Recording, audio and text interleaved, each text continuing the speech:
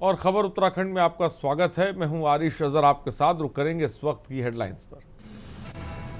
आमजन की समस्या निराकरण को लेकर सीएम धामी गंभीर। रात्रि प्रवास को लेकर स्थानों को किया गया चिन्हित। जनता से सरकार के कार्यों का लेंगे फीडबैक।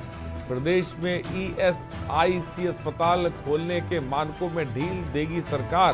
प्राधिकृत समिति बैठक में निर्देश। देहरादून में करणदीप सिंह लापता प्रकरण में कंपनी के जवाब का इंतजार। परिवार ने वीजा के लिए भेजा नोटिस। उत्तराखंड में मेडिकल कॉलेज और अस्पताल में होगा फायर सेफ्टी ऑडिट। स्वास्थ्य सचिव ने दिए सख्त निर्देश। बद्रीनाथ केदारनाथ दर्शन के लिए विशेष विमान से पहुंचे मुकेश अंबानी। पूजा अर्चना कर लिया आशीर्वाद। उत्तराखंड में अब एक क्लिक पर मिलेगी सभी नगर निकायों की 18 सेवाएं। केंद्र से 22.8 करोड़ मंजूर। आप देख रहे हैं के न्यूज, खबरों का सारथी। और खबरों की तरफ बढ़ते हैं। उत्तराखंड के विश्व प्रसिद्ध 4 धाम में से एक केदारनाथ धाम एक बार फिर चर्चा में है। केदारनाथ धाम के गर्भगृह को स्वर्ण मंडित करने के मामले में गढ़वाल आयुक्त की जांच रिपोर्ट में किसी भी प्रकार की अनियमितता न होने की बात करते हुए बद्रीनाथ केदारनाथ मंदिर समिति को क्लीन चिट दे दी गई है। इस बात का खुलासा एक आरटीआई एक्टिविस्ट को भेजे जवाब में हुआ है। ये रिपोर्ट देखिए।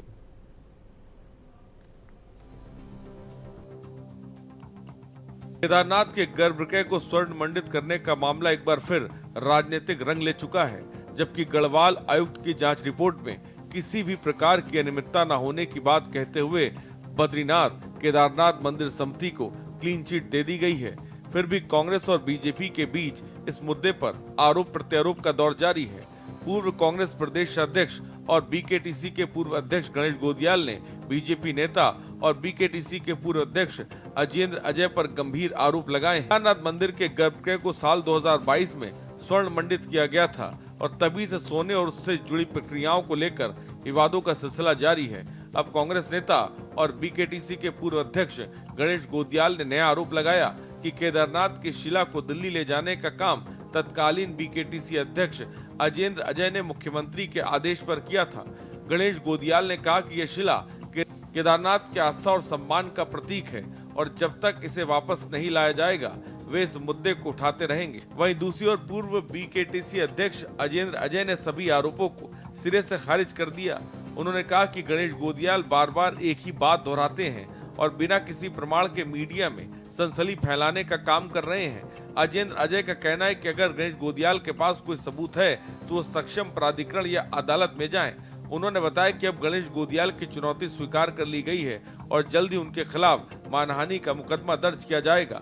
साथ ही कहा कि केदारनाथ धाम के नाम पर वह मीडिया में बने रहना चाहते हैं। लोकसभा और विधानसभा चुनाव में हार के कारण वे पार्टी से अलग थलग हो चुके हैं, इसलिए गणेश गोदियाल बौखला उठे हैं। आपके ऊपर तो एक और आरोप है, समय आने पर जनता आपसे वो भी हिसाब लेगी, और वो आरोप है कि दिल्ली में बन रहे केदारनाथ धाम मंदिर में केदारनाथ से शिला ले जा भी वहां अध्यक्ष रहा। और मेरे भी वहां शुभचिंतक हैं जिन्होंने मुझे ये बताया कि अध्यक्ष जी स्वयं अपनी गाड़ी में केदारनाथ से केदार शिला नीचे उतरवाई पहले, और वहां उसके बाद नीचे सड़क से अपनी गाड़ी में मुख्यमंत्री जी के आदेश पर दिल्ली ले गए। अभी तो आप पर बकाया है, और जब तक आप लोगों ने वो केदार शिला वापस नहीं लाए हम आप लोगों को ऐसे छोड़ने वाले थोड़ी हैं। वो केदार शिला हमारे सम्मान का प्रतीक है, हमारी आस्था का प्रतीक है, और आपसे वो वापस लेवा के रहेंगे हम। देखिए, इन सारे विषयों पर हम पूर्व में भी सारे तथ्य मीडिया के माध्यम से रख चुके हैं, लेकिन मुझे लगता है गणेश गोदियाल जी के दिमाग में वही सारी चीज़ें घूमती रहती है और उन्हीं बातों को रिपीट करते रहते हैं, वही आरोप फिर से वो दोहराते रहते हैं। और हम कई बार कह चुके हैं कि अगर उनके पास किसी प्रकार के तथ्य हैं, कोई प्रमाण है, तो वो सक्षम अथॉरिटी के पास जाएं, शिकायत करें, जनहित याचिकाएं दाखिल करें, हाई कोर्ट में जाएं, सुप्रीम कोर्ट में जाएं। लेकिन क्योंकि उनके पास कोई तथ्य नहीं है, इसलिए वो केवल मीडिया और सोशल मीडिया के माध्यम से सनसनी फैलाने के लिए, और आप जानते हैं कि केदारनाथ धाम के नाम पर मीडिया में कवरेज मिल जाती है, टीआरपी हो जाती है, तो इस टीआरपी और मीडिया कवरेज के कारण से, क्योंकि वो अलग थलग हो चुके हैं, पार्टी में है, वहीं इस रिपोर्ट में गढ़वाल आयुक्त ने गर्भगृह में सोने की परतें लगाए जाने की प्रक्रिया का बिंदुवार उल्लेख किया। उन्होंने कहा कि शासन की स्वीकृति के बाद कार्यभार प्रारंभ होने से पूर्व भारतीय पुरातत्व सर्वेक्षण विभाग और CBRI रुड़की की टीम ने गर्भगृह का निरीक्षण किया था, जिसमें उन्होंने शर्तों के साथ उस कार्य को कराए जाने को सही पाया। इसके बाद दानदाता Dalip Lakhi, James impacts private limited के अधिकृत महालक्ष्मी अंबा ज्वेलर्स नई दिल्ली के कारीगरों ने सबसे पहले गर्भगृह में लगी हुई चांदी की प्लेटों को उतारा। करीब 230 किलोग्राम वजन की चांदी की प्लेटों को BKTC द्वारा मंदिर के स्टोर में रख दिया गया। इसके बाद दानीदाता के ज्वेलर्स ने गर्भगृह की दीवारों पर नाप जोख के लिए तांबे की प्लेटें लगाई गईं और फिर इन्हें उतारकर स्वर्ण वर्क चढ़ाने के लिए अपने साथ दिल्ली ले गए। तांबे की प्लेटों पर स्वर्ण वर्क चढ़ाए जाने के बाद दिल्ली से इन्हें वापस लाया गया। गौरीकुंड के केदारनाथ तक घोड़े खच्चरों के माध्यम से कड़ी सुरक्षा के साथ केदारनाथ पहुंचाया गया। जांच रिपोर्ट के अनुसार स्वर्ण मंडित प्लेटों की केदारनाथ में पुलिस निगरानी में BKTC के इग्लू हट में रखा गया है। पुलिस निगरानी में ही कारीगरों द्वारा मंदिर गर्भगृह तक ले जाया गया। आपको बता दें, इस सोने की बर का वजन कुल 23 किलोग्राम, 770 ग्राम, 800 मिलीग्राम और तांबे का वजन 1001.300 किलोग्राम दर्ज है। इसे मंदिर समिति ने अपने स्टॉक रजिस्टर में दर्शाया है। वहीं आयुक्त पांडे ने अपनी रिपोर्ट में कहा कि पर्यटन विभाग के उपलब्ध कराए गए दस्तावेजों के अनुसार 4 अगस्त 2022 को BKTC के तत्कालीन अध्यक्ष अजेंद्र अजय ने तत्कालीन सचिव संस्कृति और धर्म सो को पत्र लिखकर एक दानदाता के सहयोग से केदारनाथ मंदिर के गर्भगृह को स्वर्ण मंडित करने के संबंध में आवश्यक कार्रवाई करने का अनुरोध किया है। इसके साथ 30 सितंबर 2022 को स्वयं दानदाता दलीप लाखी ने सचिव संस्कृति को इस संबंध में पत्र भी लिखा था। वहीं इस तरह के आरोपों ने एक बार फिर केदारनाथ धाम को राजनीतिक बहस के केंद्र में लाकर खड़ा कर दिया है। गोलमाल हो रहा है उत्तराखंड राज्य में कि कितना भी बड़ा घपला घोटाला कुछ भी कर लो, भ्रष्टाचार कर लो, लेकिन अंत में क्योंकि भाजपाई जिसके तार जुड़े हुए हैं या जो RSS से तार जुड़े हुए हैं उसको क्लीन चिट मिल जा रही है। अब आप देखिए, तमाम दुष्कर्म यहाँ प्रदेश के अंदर हुए, किसने किए? भाजपा के मंडल अध्यक्षों ने या दुग्ध संघ के अध्यक्ष ने या तमाम भाजपा के पदाधिकारियों ने। यहाँ भ्रष्टाचार हो रहा है, खनन हो रहा है या भर्ती घोटाले हो रहे हैं, प्रश्न पत्र लीक हो रहे हैं, कौन कर रहा है? भाजपा से जिनके तार जुड़े हुए हैं। यहाँ अंदर होते हैं, दूसरे दिन बाहर हो जाते हैं। तो अब अगर BKTC को क्लीन चिट दे दी है जांचकर्ता ने या समिति ने, तो सवाल बड़ा ये उठता है कि जमीन खा गई या आसमान निगल गया 229 किलो सोने को। ये आपको मैं आपके माध्यम से मैं स्पष्ट करना चाहता हूं कि उत्तराखंड क्रांति दल जो गढ़वाल कमिश्नर की रिपोर्ट आई है, BKTC को जो क्लीन चिट दी है उसको स्वीकार नहीं करती है। अभी भी बहुत से यश प्रश्न हैं जिसके जवाब स्वयं सरकार को और BKTC को देने हैं। मैं आप ही के माध्यम से पूछना चाहता हूं, BKTC के वही अध्यक्ष थे जिन्होंने कपाट बंद होने से पहले CRPF की डिमांड करी थी सरकार से कि CRPF लगाई जाए क्योंकि वहां पर इतना सारा सोना रखा हुआ है जो लगना है, और आज वही सरकार, वही BKTC कहती है कि इतना सोना वहां नहीं लगना है। तो ऐसे बहुत से यश प्रश्न हैं जिसके जवाब आज तक न जनता को मिल पाए हैं और न ही BKTC दे पाई है। देखिए, पहली बात यह है कि वहां पर जो मंदिर के अंदर जो सोना दिया गया किसी दानदाता के द्वारा दिया गया, और दानदाता ने जो दान दिया तो उसमें किसी भी तरह का कोई बेनिफिट से गवर्नमेंट से नहीं लिया और नहीं सरकार के आग्रह पर या सरकार के कहने पर उन्होंने दान दिया। भाई दान तो उन्होंने दिया, दान है। और जो हमारे सनातन धर्म की परंपरा है, वो कोई भी दान देता है तो वो दान जो है अपने संकल्प को लेकर के या अपने सिस्टम को लेकर के दान देता है। अब देखिए, कांग्रेस जिस तरह से उसको मुद्दा बना रही है, मुझे तो लगता है कि कांग्रेस के पास वर्तमान समय में हिंदुत्व को एक ढाल बनाकर और हिंदुत्व का दुष्प्रचार करके आगे बढ़ने के अलावा मुझे नहीं लगता उन पर कोई मुद्दे रह गए।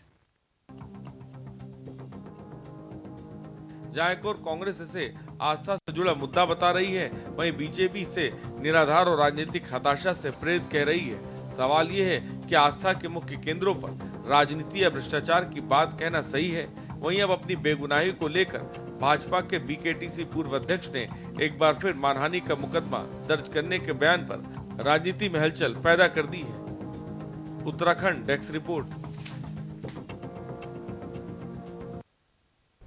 और ऋषिकेश के बाजारों में करवा चौथ की धूम देखी जा रही है। साप्ताहिक बाजार में महिलाओं की भीड़ से रौनक बनी हुई है। खास तौर पर महिलाएं हाथों पर मेहंदी लगा रही हैं।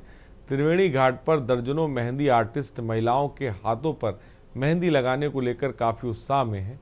जो महिलाएं पहली बार करवा चौथ का व्रत रख रही हैं, वे महिलाएं मेहंदी लगाने को लेकर काफ़ी खुश देखी गई हैं। वहीं मुख्यमंत्री पुष्कर सिंह धामी सरकार ने महिलाओं को सरकारी अवकाश का तोहफा दिया है।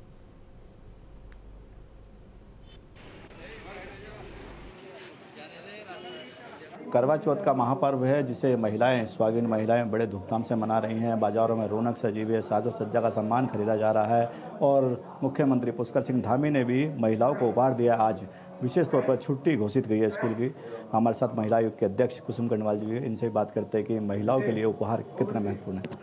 आज करवा चौथ का विशेष पर्व है, आज महिलाएं बड़ी धूमधाम से मना रही है। सबसे पहले तो मैं करवा चौथ की समस्त मातृशक्ति को बहुत शुभकामनाएं देती हूं और सुहाग का ये प्रतीक है, त्यौहार है और इस त्यौहार में महिलाएं सामूहिक रूप से पूजा करती हैं और इस पूजा को जो हमारी आने वाली पीढ़ी है वो भी हमारे संस्कारों को देखती है, हमारे त्योहारों को देखती है। इससे उन्हें भी बढ़ावा मिलता है कि कैसी हम परंपरा से ये हमारे त्यौहार जीवित रहें और हम आगे आने वाली पीढ़ी भी इन्हें मनाती रहे।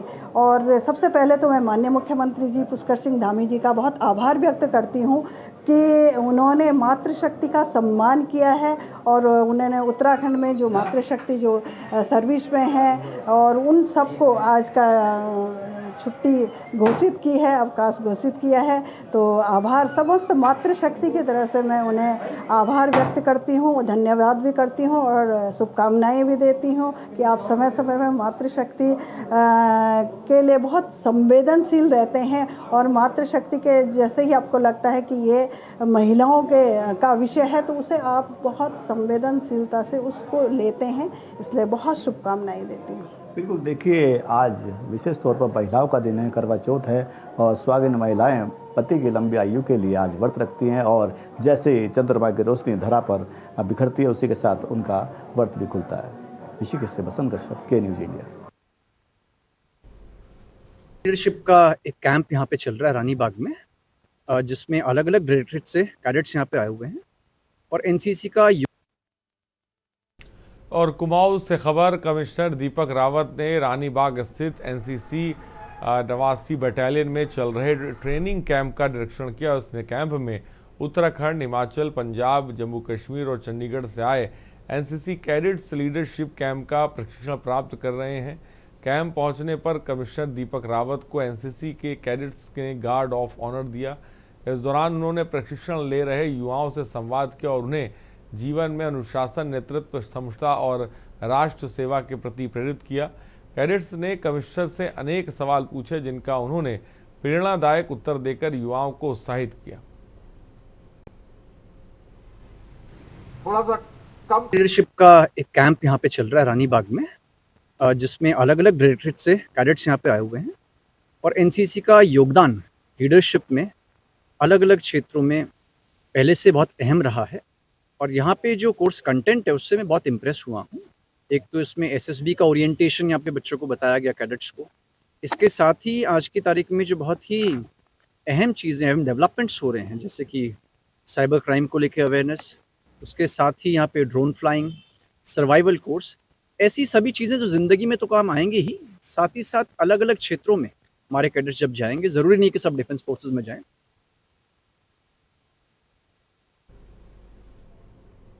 और खबर रुड़की से है। थाना पिरान कलियर के इमली खेड़ा, जहां पर अवैध पटाखा गोदाम पर पुलिस ने छापेमारी करते हुए 17 लाख रुपए के विस्फोटक बरामद हुए। आरोपी शुभम पाल को गिरफ्तार किया। दीपावली से पहले रुड़की पुलिस की एक बड़ी कार्रवाई सामने आई। पुलिस ने मौके से करीब 17 लाख रुपए की लागत के 35 पेटी विस्फोटक पटाखे बरामद किए हैं। पुलिस अधिकारियों के अनुसार इमली खेड़ा चौकी प्रभारी पुष्पेंद्र सिंह पुलिस टीम के साथ क्षेत्र में गश्त कर रहे थे, तभी मुखबिर से सूचना मिली कि पाल मंदिर के पास एक मकान में अवैध रूप से भारी मात्रा में पटाखों का भंडार किया गया है। सूचना मिलते तहसीलदार रुड़की विकास अवस्थी की उपस्थिति में पुलिस टीम के बताए गए घर पर छापा मारा। क्षेत्र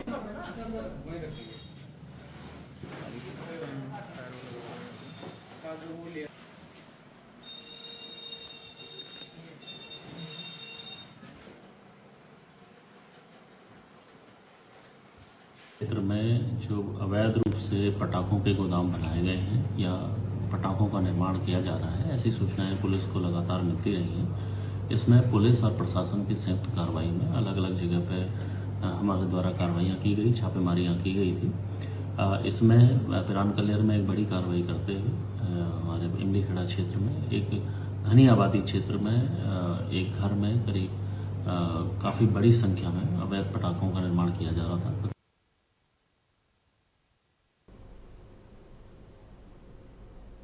और उत्तराखंड के मुख्यमंत्री पुष्कर सिंह धामी ने आम जनता की समस्याओं को समाधान को लेकर लगातार सकारात्मक कदम उठा रहे हैं। सीएम धामी ने कहा कि सभी जिलों में उन स्थानों को चिन्हित किया जा रहा है जहां पर अभी तक रात्रि प्रवास नहीं हुआ है।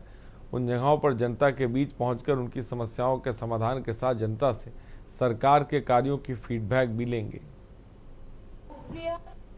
चीफ मिनिस्टर है वो जिस जनपद में ऐसे स्थान जहाँ पर पहले कार्यक्रम नहीं हुए, पहले इस प्रकार का प्रवास नहीं हुआ है, उन स्थानों का चयन किया जा रहा है और उन स्थानों पर रात्रि प्रवास की व्यवस्था सारी उस जनपद की जो जन समस्याएं हैं उनकी सुनवाई भी करेंगे और लोगों के साथ संवाद भी करेंगे। अलग अलग ग्रुप के लोगों के साथ बातचीत करके फीडबैक भी लेंगे। उसके आधार पर सरकार ने जो निर्णय लेने हैं।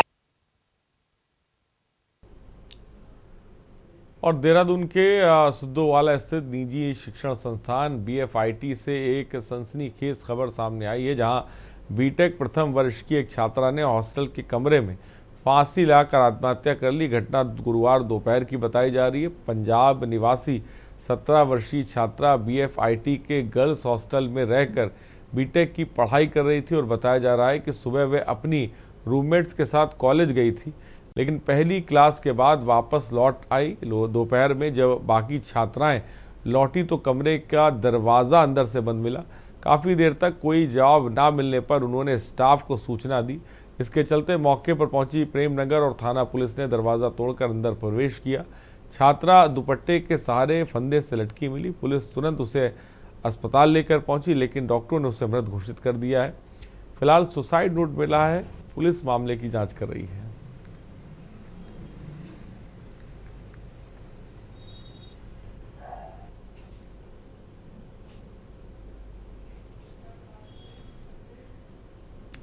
और रुकते एक छोटे से ब्रेक के लिए, जल्द हाजिर होंगे। आप देख रहे हैं के न्यूज़ खबरों का। ब्रेक के बाद आपका स्वागत है। खबर ऋषिकेश से, जहां प्राचीन वीरभद्र महादेव मंदिर में महामंडलेश्वर आचार्य श्री कैलाशानंद गिरी महाराज जी ने मानवता को आपदाओं से राहत दिलाने को लेकर भगवान शिव का अभिषेक किया। उन्होंने कहा कि उत्तराखंड को प्राकृतिक आपदाओं से मुक्त बनाए रखने के लिए आदि देव महादेव कृपा बनाए रखें, जिससे ऋषिकेश और उत्तराखंड सहित सभी आनंद से जीवन व्यतीत कर सके।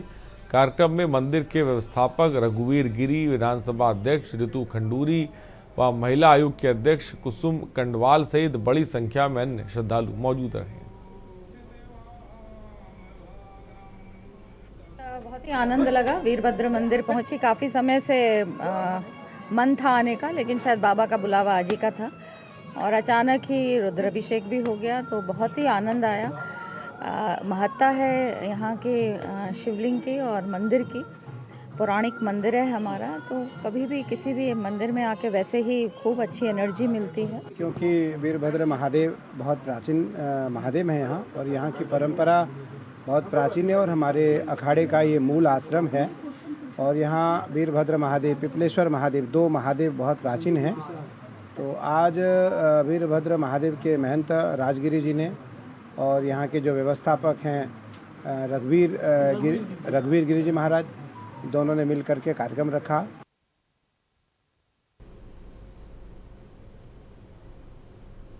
और खबर लक्सर से, कोतवाली क्षेत्र के पीपली गांव निवासी कुलबीर पुत्र इलमचंद मजदूरी करता था। बुधवार की सुबह वह काम के लिए घर से निकला और शाम तक वापस नहीं लौटने पर परिजन उसे ढूंढने लगे। शुक्रवार सुबह उन्हें गांव से थोड़ी दूर पथरी नदी में उसका शव मिला। उनका मानना है कि नदी किनारे से गुजरते समय पैर फिसलने से कुलबीर पानी में गिरा होगा।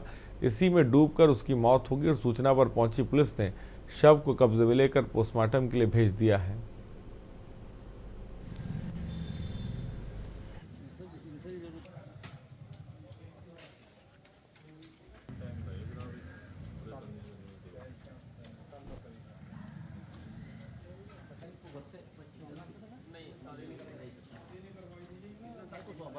तो 11 बजे गया था घर में। फिर उसके बाद जो यार दोस्त में चल जा रहा था, मम्मा के यहाँ चल जा रहा था, किसी को भी मगर आ जाएगा शाम के टाइम खाना दे दिया।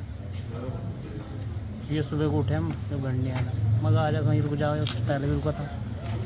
उसके बाद फिर शाम को गए तो फिर पापा कहने लगा भाई वो तो मिला ही नहीं। फिर सुबह गए, फिर से ढूंढना, फिर दोबारा फिर गए देखने के लिए, फिर इसकी लाश मिली पानी में। किस जगह पर लाश? ये जो पुल नहीं है पथरी, उससे पल्ली साइड में।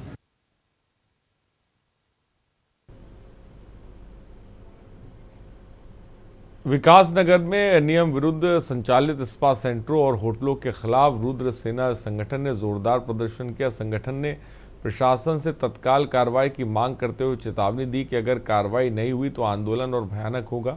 विकासनगर में रुद्र सेना संगठन के कार्यकर्ताओं ने बाजार क्षेत्र में रैली निकालते हुए शहर में चल रहे अवैध नियम विरुद्ध स्पा सेंटरों और होटलों के खिलाफ नारेबाजी की।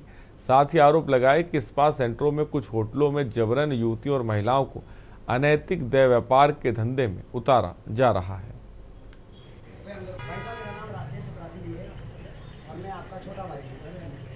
विकासनगर बाजार में और पछुआ दून में लंबे समय से मतलब 1 साल के करीब हो गया, यहाँ पे स्पा सेंटर खुलने लग गए हैं। बाहर से आके यहाँ पे एक कमरा लेते हैं, उसके अंदर छोटी छोटी स्पा सेंटर वो कमरे बनाते हैं और उसमें लड़कियां जो है लड़कों की मालिश कर रही है। और जैसे कैबिन के अंदर जाती है तो वहाँ वो एक्स्ट्रा सर्विस बोलती है कि एक्स्ट्रा पैसे दो, एक्स्ट्रा सर्विस देने। तो पूरी तरीके से वेश्यावृत्ति चल रही है।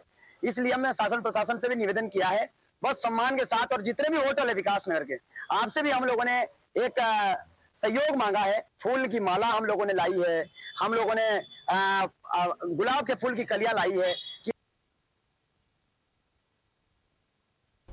और खबर लक्सर से, जहां वन प्रभाग के अंतर्गत आने वाली लक्सर शुगर मिल कॉलोनी में हड़कंप मच गया जब लोगों ने एक मगरमच्छ को कॉलोनी के पास घूमते देखा। मगरमच्छ को देखते ही कॉलोनी में अफरा तफरी मच गई। लोग घरों से बाहर निकल आए और बच्चों को अंदर भेज दिया। सूचना मिलते ही लक्सर रेंज की वन टीम मौके पर पहुंची और रेंज अधिकारी शैलेंद्र सिंह नेगी के नेतृत्व में रेस्क्यू अभियान शुरू किया। करीब 1 घंटे की मशक्कत के बाद टीम ने मगरमच्छ को सुरक्षित रूप से पकड़ लिया। इसके बाद उसे वाहन से उसके प्राकृतिक वास स्थल गंगा किनारे पर उसे छोड़ दिया गया। हमारे यार्ड में जो है मगरमच्छ रात 12 बजे निकला। मैंने वन विभाग को सूचना की। वन विभाग सूचना करते जो है वन विभाग की टीम मौके पर पहुंची और मगरमच्छ को जो है तत्काल उन्होंने पकड़ लिया। इनको जो है बहुत बहुत धन्यवाद। खबर पौड़ी से, जहां राज्य स्थापना दिवस 25वीं वर्षगांठ को रजत जयंती के रूप में मनाए जाने की तैयारियों को लेकर मुख्य विकास अधिकारी गिरीश गुणवंत की अध्यक्षता में विकास भवन सभागार में एक प्राथमिक बैठक संपन्न हुई। मुख्य विकास अधिकारी ने कहा कि राज्य जयंती राज्य की गौरवशाली यात्रा का प्रतीक है। उस अवसर पर भव्यता और उत्साह के साथ मनाया जाएगा। उन्होंने सभी संबंधित रेखीय विभागों को आवासीय समन्वय स्थापित करते हुए कार्यक्रमों की रूपरेखा शीघ्र तैयार करने के निर्देश दिए हैं। राज्य स्थापना दिवस के संबंध में हमने एक प्राथमिक बैठक ली है और जैसा आपको पता है कि इस बार हमारा राज्य का 25वां स्थापना दिवस मनाया जाएगा, तो इसी उपलक्ष्य में जो हमें शासन से निर्देश प्राप्त हुए हैं उस संबंध में सभी विभागों के साथ में एक प्राथमिक बैठक यहाँ पे ली गई और विभागों के द्वारा इस वर्ष इस उत्सव को कैसे मनाया जाना है इसके बारे में विचार विमर्श किया गया। और जैसा कि शासन से निर्देश भी मिले हैं कि इस रजत जयंती वर्ष को भव्य तरीके से मनाया जाए, तो उसी तरह से हम लोग इसको मनाएंगे और सभी विभागों को उसी प्रकार से निर्देश आज जारी किए गए हैं। और खबर रुड़की से है, जहां कोतवाली पुलिस ने आर्मी इंटेलिजेंस और लोकल इंटेलिजेंस की मदद से आर्मी क्षेत्र में संदिग्ध रूप से घूम रहे सेना के एक फर्जी जवान को गिरफ्तारी कर लिया। सेना के इस फर्जी जवान का नाम सुरेंद्र कुमार पुत्र शीशराम निवासी राजस्थान जिला झुंझुनू बताया गया। पुलिस ने इस फर्जी जवान के पास से सेना की वर्दी, 18 debit card, name plate, army card और एक फर्जी ज्वाइनिंग भी बरामद की है। फिलहाल पुलिस मामले की जांच कर रही है। खबरों में इतना ही, बने रहिए हमारे साथ। नमस्कार। आप देख रहे हैं के न्यूज़, खबरों का सार।